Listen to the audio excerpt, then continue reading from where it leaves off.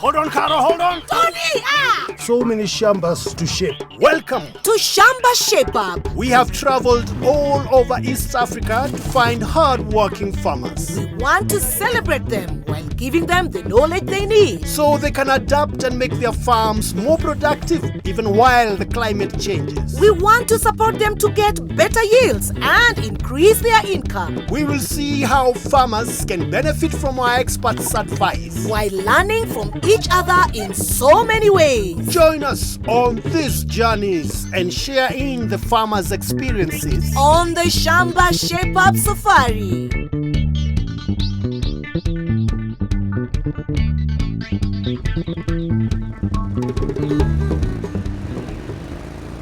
Hey, Tony, what's the hurry? It's this climate change, Caro. It's moving too fast. We need to catch up. And now chasing it on a piki is going to help, eh? It just might help. Hold on, Caro, hold on. Tony! Hi, I'm Dad. Welcome. To Shamba Shape Up.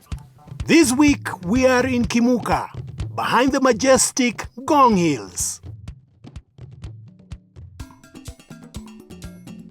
Hi, I'm James Ndichu. I'm a young farmer.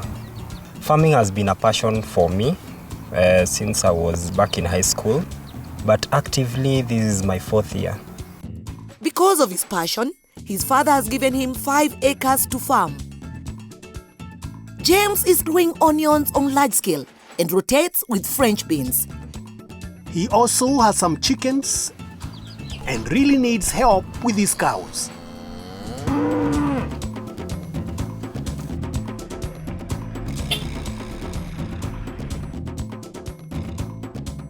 James, era soba. Evolving. Continue. No, you didn't know that. Just continue. Shaoleng, Caro, James. So how are you? I'm very fine. We are so happy to be here. Uh-huh. Yes. You're very much welcome. Good to see you, James. And it's quite nice to see such a young farmer dedicated to farming. Wow. So what made you decide you wanted to do farming? I don't know, it's just passion, I guess. So with that passion, are you facing any challenges? A lot. You see our area here, it's so dry. So to get the folder, it has been quite a challenge. We have come with experts, Uh-huh. so we'll make sure that you are shaped up. So normally we pitch our tent where we get to work from. Kindly give us some time and then we join you in a bit. Okay. We'll see you in a Bye. bit. Okay, bye.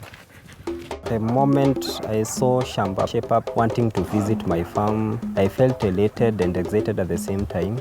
Them agreeing to come to my farm, it means that I'm doing something. And that really motivated me.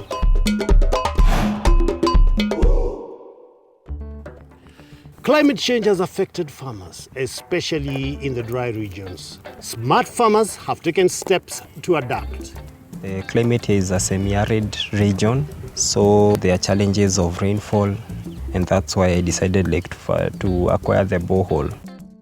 James has taken great steps in trying to adapt to the changing weather patterns. With the help of his family, he has dug a borehole and he dug a water pan to harvest the water coming down from the hills.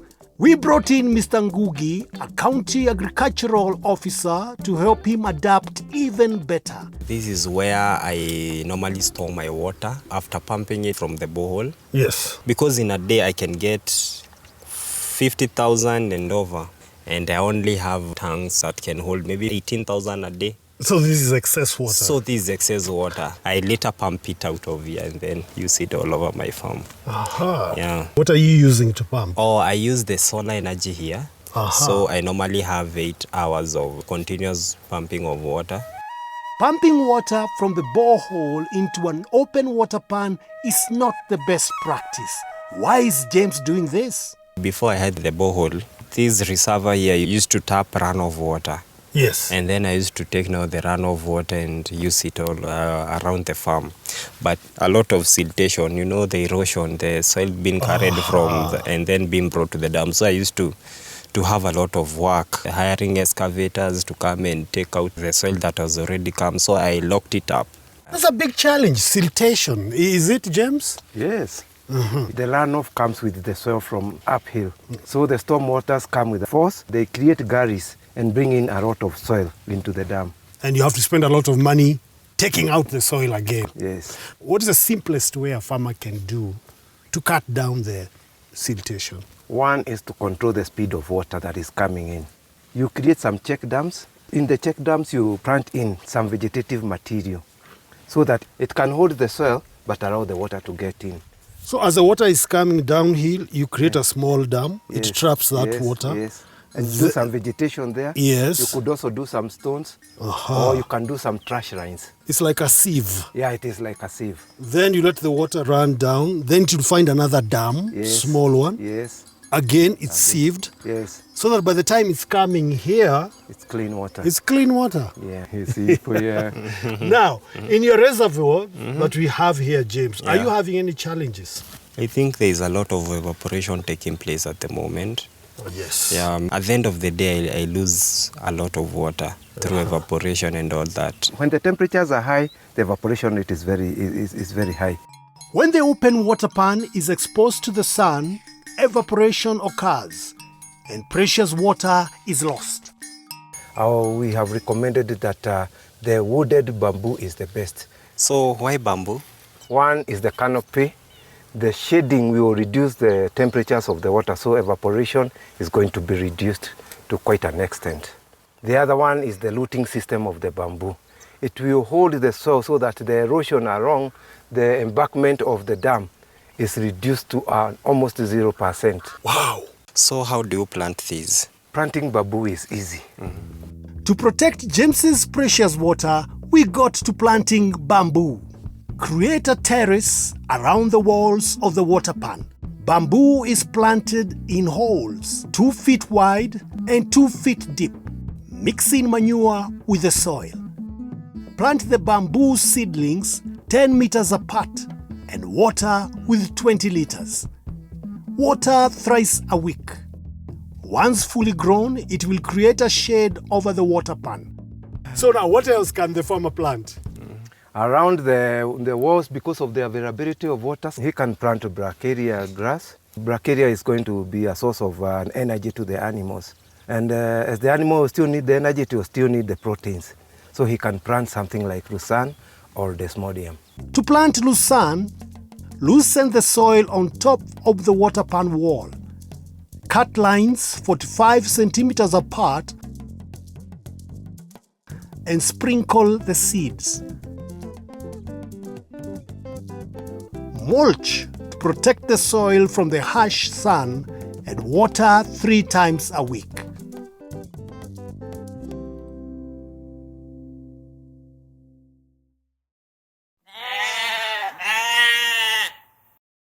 What would happen if the rains failed and you had a herd of dairy cattle?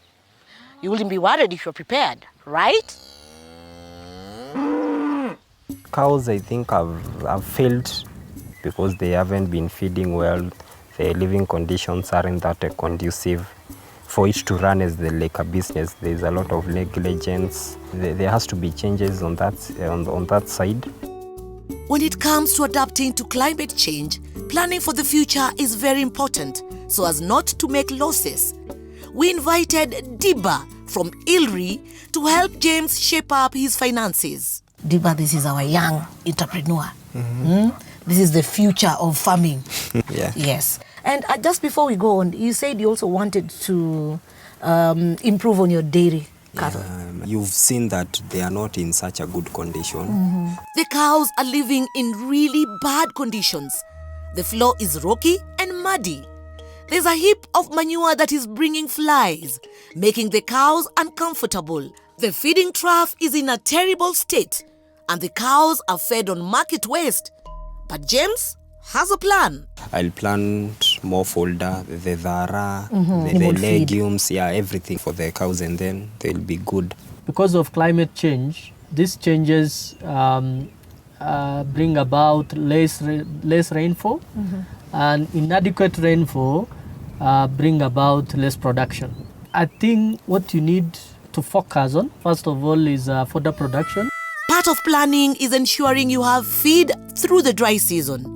James has made use of most of his land for crops. In order to grow fodder, he'll need an alternative, like leasing. But that costs money. because this is an additional activity in your farm. It will bring an additional cost. What are your source of capital? So I normally do savings, and if the money that I have is not enough, I procure a loan. You procure a loan. Yeah. There are good circles of dairies out there that gives you advantage of feeds and all that. Also cheaper loans. Diba went on to advise that the best solution for James will be making silage. This will ensure he has feed throughout the year, cut costs on the feeds, and avoid losses. This will also help in adapting to climate change, and by joining a SACCO, he can get a loan or get feed based on his milk production. So James, so far so good? So far so good. Part of planning is ensuring you have feed through the dry season. James also has to lease land to grow fodder. How does he make this financially successful? We have invited Dr. Jesse Kagai from ILRI, who came with a napier for demonstration. Silage will help the farmer to bring fodder closer to the animals. Yes. So you're supposed to harvest the napier grass and then leave it for a day or two, depending on the weather, for wilting, because we need the grass to be at a certain moisture level, whereby if the moisture level is too high, then there will be a problem when fermenting. After that, we need it chopped into small pieces of around 2 to 3 centimeters. Once we have smaller pieces, we are able to compact better. Then we are ready to make silage. Oh. Yes. To make silage, you will need your chopped fodder, a plastic silage bag, strong ropes, molasses, and water. First, turn the bag inside out and make pleats on one end. This will prevent any air from passing. Tie tightly with a strong rope. From there, turn the bag inside out again so that the knot is on the inside of the bag. Fold the bag down the sides for ease of use. Mix 5 liters of molasses in 20 liters of water. Molasses helps ferment the silage, meaning it can be stored longer. Compact a layer of cut fodder at the bottom, ensuring there are no air spaces. Then sprinkle some molasses water mix. Repeat this process until done. Twist and tie the top of the bag with a strong rope, pushing out any air. Place some heavy rocks on the bag. It takes 21 days for the fermentation process to complete.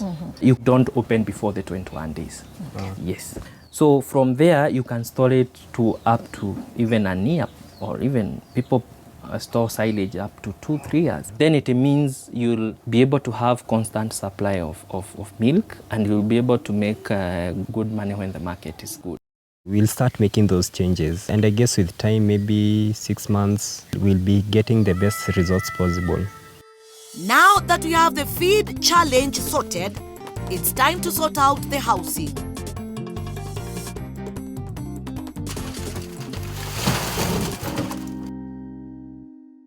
Welcome to the Shamba Shape Up weather and farming news for Kenya. In the coming week, the rains we had last week will go down, with most places expecting moderate levels of rains. North, upper and lower eastern will get very low daily rains in the coming week. This spans across Mandera, Garissa, Isiolo and Meru, Tharaka to Kitui, Makueni and Kajiado. Total rains this week will be below 25 millimeters in most of these areas. However, parts of Marsabit may receive 75 millimeters of rains in the week. The coastal counties including Lamu, Tana River, Kilifi and Mombasa will get scattered showers of between 5 and 15 millimeters in the week. Central Kenya and Nairobi environs will also get much less rains than last week. This includes Laikipia, Nyandarua, Nyeri, Murang'a and Kirinyaga, as well as Nairobi and Kiambu. The rains here will be between 5 and 15 millimeters across the whole week. The North, Central and South Rift Valley will still see good levels of daily rainfall. This cuts across Turkana, Trans Nzoia, Uasin Gishu, Samburu, Kericho, Nakuru and Narok, with the total rains ranging between 50 and 75 millimeters. This includes counties of Busia, Kakamega, Vihiga to Siaya, Kisumu, Nyamira, Kisii, and Migori. The total rains across the week will range between 50 and 75 millimeters. Farmer, start scouting for pests and diseases and control them as soon as possible. Look out for stem borers and armyworms. Remove weeds as they host pests and take away food and water meant for your plants. Plant trees during this rainy season. Plant them along the slope to help control soil erosion or along the farm boundaries to protect your farm from strong winds. Remember, this is the best time to top dress your fodder grass like napier, fruit trees such as mango and avocado. Use a debe of well-rotted manure and some fertilizer. For more detailed focus for your area, get in touch with Shamba on 0711 082 606. I am Brenda. See you next week on the Shamba Shepherd Farming News for Kenya. Coming up after the break.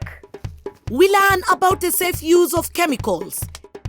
And we discover how to feed chicken cheaper.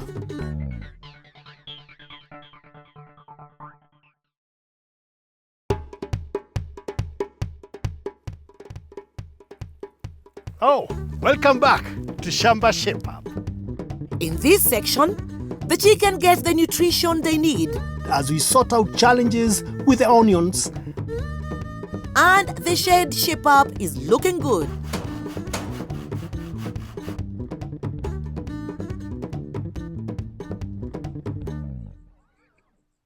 The use of chemicals such as pesticides and herbicides can be unavoidable in a shamba. How and when to use them is very important. I do farming on a commercial level, and there's no way you can practice farming without using pesticides and insecticides, because there's always constant attacks from pests and diseases and everything. So you have to take care of that.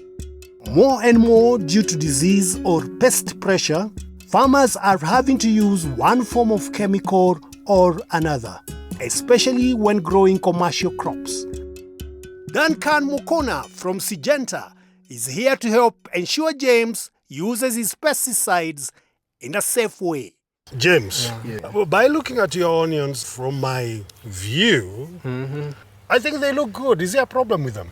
You know, something about farming, you can't judge from just walking at the borders of the shamba. Yes. You must go into the shamba and examine closely. Yeah, and examine closely. You'll always find a problem. There will always be a problem. There will always be a problem. So what is the challenge with your onion? The main challenges of the onions is the cutworms. Cutworms? Yeah. Yes. They cut the onions and then it dies off. Now, Duncan. Yes, Tony. You have observed these onions. Sure. Yes. But something to learn, and James, I want him to understand that. For disease symptoms to be seen, that you're able to see with your naked eye, that tells you that the disease has already occurred and it's infesting your crop, and probably you might be losing 20 to 30% in this case. So when you're noticing the disease, it might be too late. Exactly. We recommend he use a program. He is able just to understand which diseases and which pests that will be coming later on. And with that, you know the solution that you'll be applying. Yeah. It's easy rather than waiting for the disease to come in or the pest to come in, and then you do the application. Yeah. To start with, James talked about cutworms. Immediately he transplanted his nursery seedlings From the nursery to the farm. Yes. Around 2-3 weeks, caterpillars will show up and they will be cutting the small seedlings. And then you'll find like the seedlings are dying off or they are falling off. To get rid of cutworms in your soil, use Karate from Syngenta at the rate of 12 milliliters in 20 liters of water. How we use it is by drenching. Drenching is just spraying your crop around the base so that the product can get in the soil and can act or can control those caterpillars, because those caterpillars hide deep inside the soil. What else have you seen? So Duncan? something else, a few thrip marks, as you can see. Thrips? Yeah, thrips. They are also very small pests which are found in the onions, and they are very serious. You can also use Karate from Syngenta to prevent and get rid of thrips in your onions. And lastly, I've noted, as you can see, whitish, and then turn to brownish, Okay. and then water soaked. and this is a disease called downy mildew. Okay. Downy mildew. It's a fungal disease. Okay. Remember, the leaf acts as the manufacturing organ of the crop in terms of food manufacturing. And that will affect if your the buds. leaf is affected by the disease, the crop will not be good. Exactly. For downy mildew, you'll come with a product by the name Levas. So it's a fungicide. Okay. So for Levas, you apply at 20 mils in 20 liters of water. And your problem with downy mildew is well solved. Okay. Yes. Can you mix the one that is dealing with the cutworms and the one that is dealing with the mildew? You pump it at the same time? Our product from Syngenta, the insecticide and fungicide are compatible. So we have done the compatibility test. They can work together. They can work together. When spraying for cutworms and thrips, use Karate from Syngenta at the rate of 12 milliliters in 20 liters of water. For downy mildew, mix 20 milliliters of Revas in 20 liters of water. This can be sprayed together. When spraying, remember to always wear protective clothing: hat, goggles, mask, overall, gloves, and boots. Use clean water and clean your knapsack. For the products to work well, spray early in the morning or late in the evening when not raining or windy. Kamau is putting some finishing touches on the cow shed.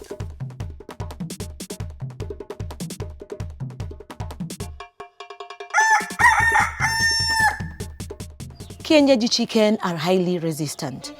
And as climate changes, it's a good idea to have various sources of income from the farm.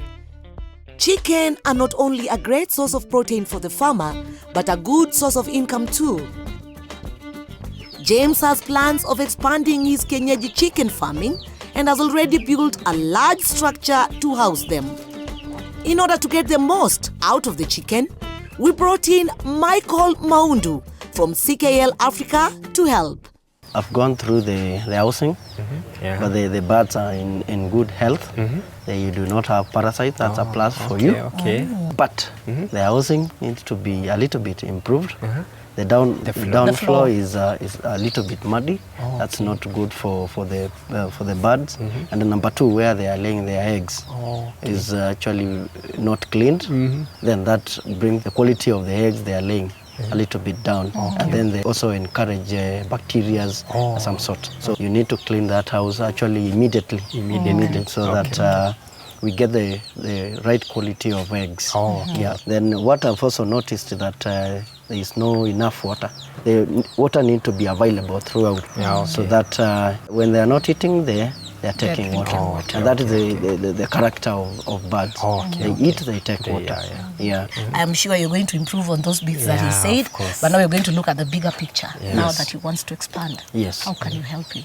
The things you need to consider: number one, where you're going to get the chicks is very important, because there are other sources which are not approved. Then the bird will take a longer period or time to get to maturity.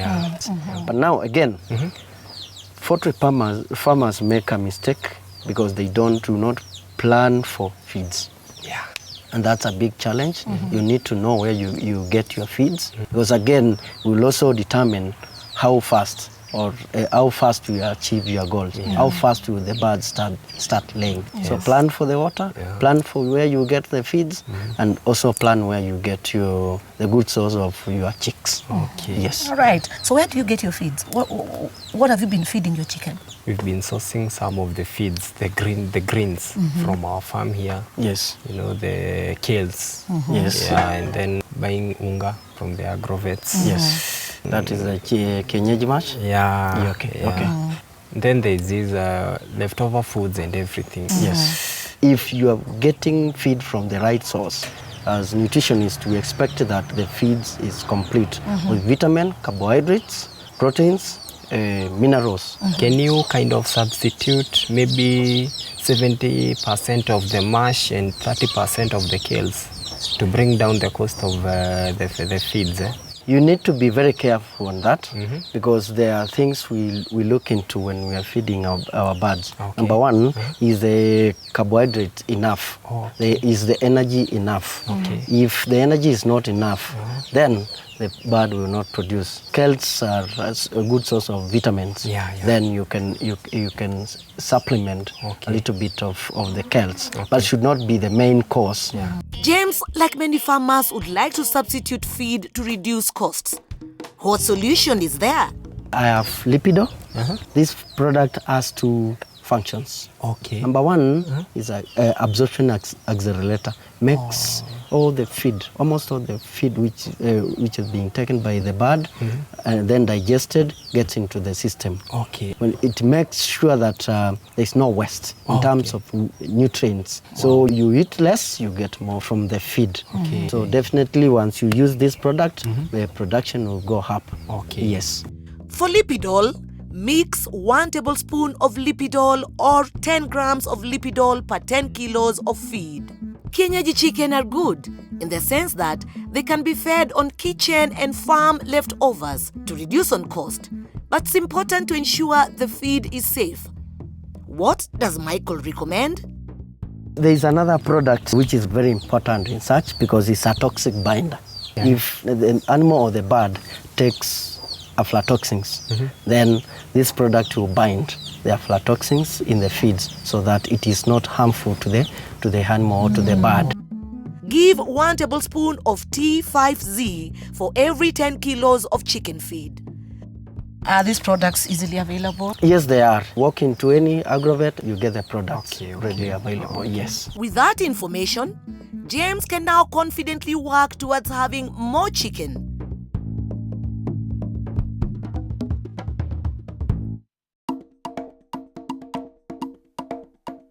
The cow shed is completely different from when we came in. The floor is level and dry. The heap of waste is gone, so no more flies. They have a new feed trough, and with silage, no more eating market waste. James, how does it look? It's very beautiful now. You like it? Yeah, so much. The cows are going to enjoy. And you also look different. You look ready to go out dancing, is it? You know, it's a weekend. Are you going out somewhere? Shall we come and dance? Join you? Yeah, of course you can go join us. dancing, Carol. Let's get carried away. It's been nice being here with you. Okay. And we brought you experts. Yes. What did you think of the Shepherd? It was such an awesome experience. I got to realize the many mistakes I've been making, and now I'm going to correct them. So next time when you come, obviously the change will tell it by itself. And that's what we like to hear from our farmers. What do you think, Tony? Oh, yes, indeed. When farmers make changes, we are also very, very happy. Keep it up. Okay. And now let's go see other farmers. Okay. Do it the way young people do it. Oh, yes. See you. See ya. See ya. With them coming, I feel that I should be among the top. I can show other young people around that it is possible. As long as you are willing to put in the hard work, you dig your hands to the ground, everything is possible.